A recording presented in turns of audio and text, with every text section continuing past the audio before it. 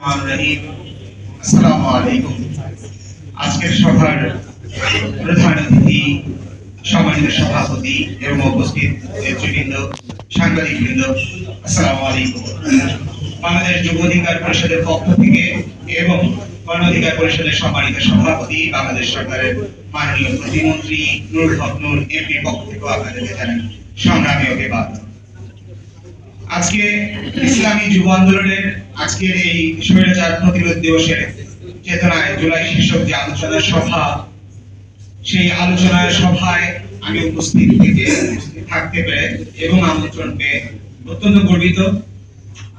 ইসলামী যুব আন্দোলন বাংলাদেশ, তার সাথে বাংলাদেশ যুব আন্দোলন, ইসলামী যুব আন্দোলন বাংলাদেশের সঙ্গে বাংলাদেশ যুব অধিকার পরিষদের একটি দীর্ঘদিনের রাজপথের আন্দোলন সংগ্রামের সম্পর্ক রয়েছে।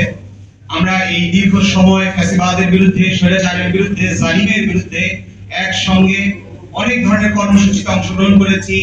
আন্দোলন সংগ্রামে কাঁধে কাঁধ রেখে আমরা জনগণের অধিকার প্রতিষ্ঠার আন্দোলনে, গণতন্ত্র প্রতিষ্ঠার আন্দোলনে আমরা সংগ্রাম করে গিয়েছি। আমাদের সেই আন্দোলন সংগ্রামের স্মৃতি দীর্ঘ একটি স্মৃতি, আমরা বলতে গেলে দীর্ঘ সময় লাগবে।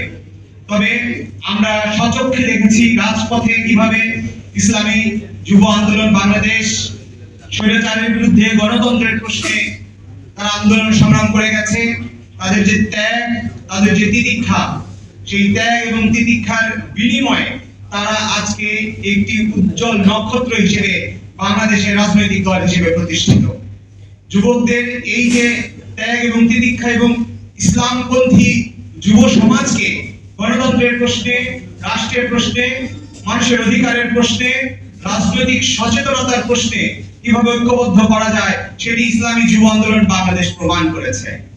আমরা আন্দোলন সংগ্রামে দেখেছি তারা বুক চেতিয়ে সামনের সারিতে দাঁড়িয়ে তারা সত্যকে আলিঙ্গন করেছে এবং মিথ্যাকে পরাভূত করেছে। আমরা ইসলামী যুব আন্দোলনকে দেখেছি তারা রাজপথে তরুণদেরকে কিভাবে উদ্দীপ্ত করেছে, তারা তরুণদেরকে গণতন্ত্রের প্রশ্নে এবং মানুষের অধিকার প্রতিষ্ঠার প্রশ্নে, নিজেদের আত্মোৎসর্গের প্রশ্নে তারা কিভাবে একীভূত করেছে। আমরা আরো দেখেছি যখন নির্বাচন সময় আমাদের ঘনিয়ে এলো, সেই নির্বাচন সময় আমরা দেখেছি জাগতিক জগতের বা দুনিয়াবি সকল মোহ ত্যাগ করে ইসলামের প্রশ্নে কিভাবে আপোষহীন ভূমিকায় এই ইসলামী আন্দোলন বাংলাদেশ আমাদেরকে দেখিয়েছে, কিভাবে ইসলামের প্রশ্নে আপোষহীন ভূমিকায় তারা অবতীর্ণ হতে পেরেছিল। আমরা যদি ইসলামী শাসন ব্যবস্থার কথা বলি, আমরা যদি শরিয়া প্রতিষ্ঠার কথা বলি, আমরা অনেক ইসলামী দলকে দেখেছি তারা কিভাবে আপোষ করে শুধুমাত্র ক্ষমতায় যাবার জন্য বা ক্ষমতায় অংশীদারিত্ব পাওয়ার জন্য তারা আপোষ করেছিল।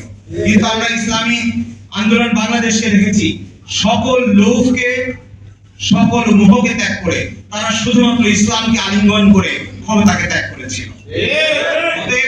আমরা বিশ্বাস করি যদি আমরা ইসলামী রাষ্ট্র ব্যবস্থার কথা বলি, যদি আমরা ইসলামিক রাজনীতির কথা বলি, যদি আমরা ইসলামিক শরিয়ার কথা বলি, তাহলে তার উদাহরণ বাংলাদেশের রাজনীতিতে শুধু ইসলামী আন্দোলন বাংলাদেশই হতে পারে।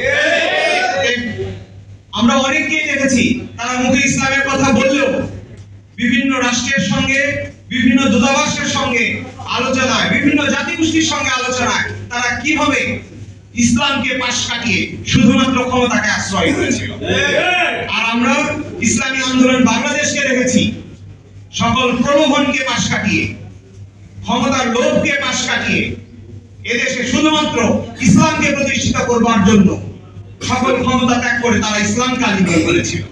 অতএব আগামীতে যদি ইসলামের কথা বলতে হয়, আগামীতে যদি আমরা ইসলামিক রাজনীতির কথা বলি, আগামীতে যদি আমরা ইসলামিক রাষ্ট্র ব্যবস্থার কথা বলি, তাহলে ইসলামী আন্দোলন বাংলাদেশের বিকল্প কোনো রাজনৈতিক দল হতে পারে না। অতএব আমরা তো দেখেছি বিগত দিনে তারা মুখে ইসলামের কথা বলেছে, কিন্তু অন্তরে তারা ক্ষমতা ছাড়া অন্য কোনো কিছুই চায় না। এর জন্য তারা এক এক সময় এক এক কথা বলেছে। তারা ইসলামকে এক বাক্সে ভোটের কথা বলেছে শুধুমাত্র ক্ষমতাকে কুক্ষিগত করবার জন্য।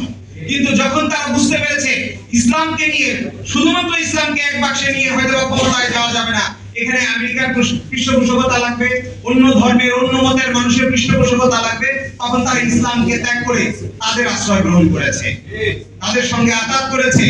ইসলামকে তারা তাদের রাজনীতিতে ক্ষমতায় যাবার সিঁড়ি হিসেবে ব্যবহার করলেও যখন বুঝতে পেরেছে শুধুমাত্র ইসলামকে কেন্দ্র করে হয়তো ক্ষমতায় যাওয়া যাবে না, তখন তারা ইসলামকে পাশ কাটিয়ে বিভিন্ন সংস্থার সঙ্গে আঘাত করেছে, বিভিন্ন সংস্থার সাথে তারা সমঝোতা করেছে এবং নির্বাচনে জয়লাভ করবার চেষ্টা করেছে। তার সবচেয়ে উজ্জ্বল নক্ষত্র, উজ্জ্বল প্রমাণ হিসেবে আমরা 24-এর নির্বাচন দেখেছি। অতএব ইসলামকে যদি প্রতিষ্ঠিত করতে হয়, আমরা যদি প্রকৃত ইসলামের কথাই বলি, আমরা যদি প্রকৃত অর্থে ইসলামী শরিয়ার কথা বলি, শরিয়া রাষ্ট্র ব্যবস্থার কথা বলি, সেখানে ইসলামী আন্দোলন বাংলাদেশের বিকল্প আমরা দেখি না। আমার অভিজ্ঞতা রয়েছে, অতীত ইতিহাসে ইসলামী যুব আন্দোলনের বিভিন্ন প্রোগ্রামে আমার অংশগ্রহণের সুযোগ হয়েছে এবং রাজপথে 24-এর গণঅভ্যুত্থানের সময় যখন অনেক সময় আমরা পল্টন থেকে শাহবাগে যেতে পারতাম না, বিভিন্ন জায়গায় চেকপোস্ট ছিল, আমরা তখন এই ইসলামী আন্দোলনের যে মিছিল পল্টন থেকে শাহবাগে ছাত্রদের সমাবেশের উদ্দেশ্যে যাইতো, আমরা সেই মিছিলগুলোতে যাইতাম, দেখতাম। একই সঙ্গে যাওয়ার সুযোগ হয়েছে, অনেক জায়গায় যাওয়ার সুযোগ হয়েছে। অতএব আমরা বিশ্বাস করি ইসলামী আন্দোলন বাংলাদেশ কখনোই ইসলামের সঙ্গে আপোষ করে ক্ষমতার হাত ধরবে না। অতএব আমরা ক্ষমতা কেন্দ্রিক রাজনীতির বাইরে যদি আমরা ইসলামী আন্দোলন বাংলাদেশের হাত ধরতে পারি, বা ইসলামী আন্দোলন বাংলাদেশ যদি জনগণের মঞ্চে গণতন্ত্রের প্রশ্নে এবং ইসলামী শরিয়ার প্রশ্নে আপোষহীন ভূমিকায় অতীতে তারা যেভাবে থেকেছে, ভবিষ্যতেও যদি তারা থাকে, হয়তোবা ক্ষমতায় যেতে দীর্ঘ সময় লাগতে পারে, কিন্তু অবশ্যই আমি বিশ্বাস করি বাংলাদেশের মানুষ যেভাবে ইসলাম প্রেমী মানুষ, ইসলামকে তারা ভালোবাসে, ইসলামী মূল্যবোধে তারা বিশ্বাস করে, তারা অবশ্যই সেই ইসলামকে সমুন্নত রাখতে বাংলাদেশ ইসলামী যুব আন্দোলন থেকে শুরু করে ইসলামী আন্দোলন বাংলাদেশের হাতকে শক্তিশালী করবে। আবারও বাংলাদেশ যুব অধিকার পরিষদের পক্ষ থেকে আপনাদেরকে অভিবাদন জানাই এবং ইসলামী যুব আন্দোলন বাংলাদেশের উত্তরোত্তর সাফল্য কামনা করে আমি আমার বক্তব্য এখানেই শেষ করছি। আসসালামু